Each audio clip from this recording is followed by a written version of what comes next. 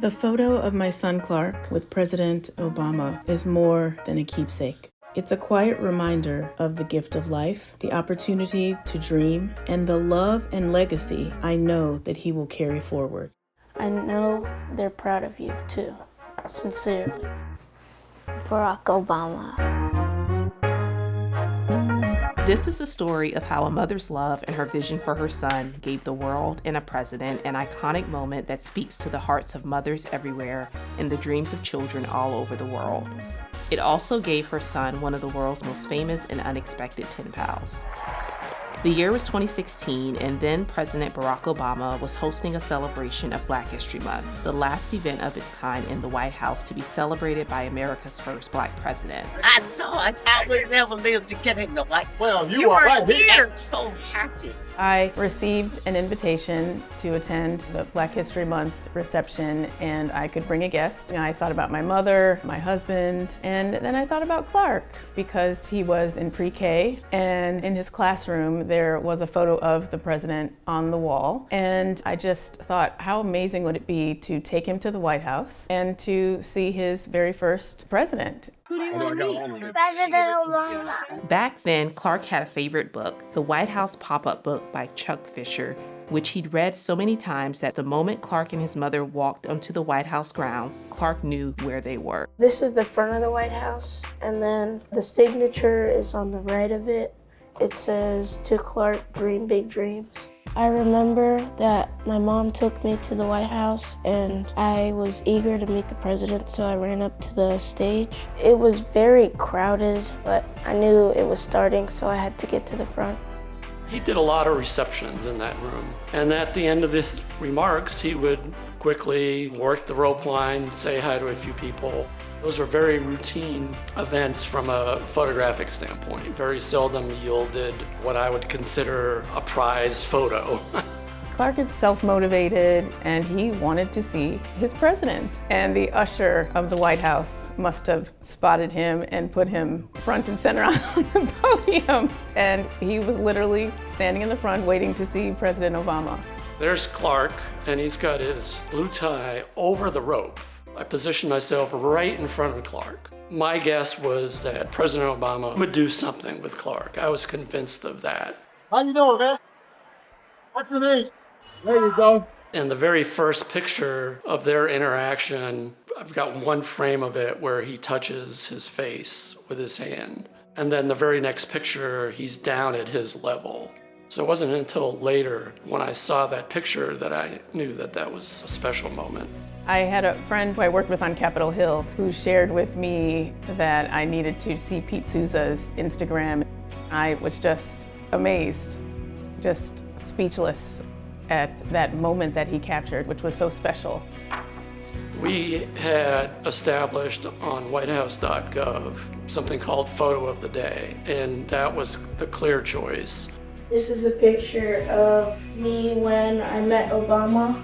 When my mom showed me the picture, I thought it was cool. I think any kid could have been like that. I think I was definitely picked for a reason. You have these unique moments involving small Black kids with the first Black president. I've heard him recount this story when he was deciding to run for president. Michelle asked him, "What are you going to bring to the table that other people aren't?" And he said, "There's going to be a whole group of people that are going to look at me in a much different way than if it was some other white candidate." It's a powerful moment. It reflects hope, inspiration to dream big dreams, as the president wrote in the book and on the photo. A day or two later, I said to him, "I'm going to make a print for you to sign for him. Is that okay?" And he said, "Oh, absolutely." And he signed it, and it began to Clark, Dream Big Dreams. These are 3 pictures, one of him touching my cheek, him talking to me in the middle, and then him fixing my tie. 50 years from now, when people talk about President Obama being the first Black president, I think this is one of the handful of pictures that will accompany those stories. But that day, it would turn out, was about more than a powerful photo. Dear Clark, it brought such a broad smile to my face. After Pete sent Clark and his family some of the photos from that day, Clark decided to write to President Obama. Clark has written to President Obama 5 times, even enclosing one of his own baseball cards. I just wanted to check in and see how he was doing. I talked about my grades in school, that I played basketball and started baseball. I know a lot of people send letters to him, and to take the time to write back to me, it's a lot. I hope you will keep working hard in the classroom. To have the president speak to my children, it suggests that the president has empathy for our young people. He cares about the future and what it holds for them. This is a picture of me and Kobe Bryant. I saw him at the African American History Museum. When Pete Souza captured that photo and the photo became viral, I thought about how it is important for young people to realize that we stand on the shoulders of giants. I love exposing our children to meeting people in momentous ways. And so that's why I decided to surprise Clark and take him to the White House, why he has met the great late John Lewis. They were so inspired by the moment at the White House that Nicole created a social account called We Walk with Giants. So as she said, young people could be reminded of the people on whose shoulders they stand. Our ancestors who prayed for us, who probably didn't even envision that we would be in spaces where we are today. And that the photo with the president, that Clark stands on the shoulders of a giant called President Barack Obama. Clark continues to grow into himself, into, I'd say, a statesman, and I'm really proud of him, and I've seen him evolve. Back off the plate. I'm getting you uncomfortable to get comfortable. I think I'm most proud of going to St. Albans and also playing baseball.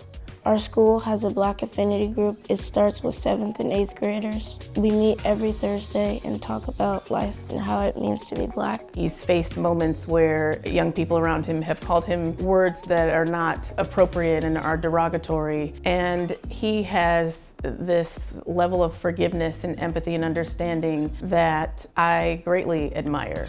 1, 2, whack. You're getting underneath of it. I've been playing baseball for 5 years. I play pitcher and center field. But remember, you're staying on your back leg, hit it out front of the plate. I want to eventually become a professional baseball player in the MLB. Throw it. Much better. Or, if not that, to follow my mom's step and become a lawyer. When I look at Clark, I hope that he will always remember, to whom much is given, much is expected. I hope that young people take away from Clark's story about meeting President Obama that they can truly be whatever they want to be in life. If I could tell young people, it would be to keep going and follow your dreams. You don't have to stop, you can keep going.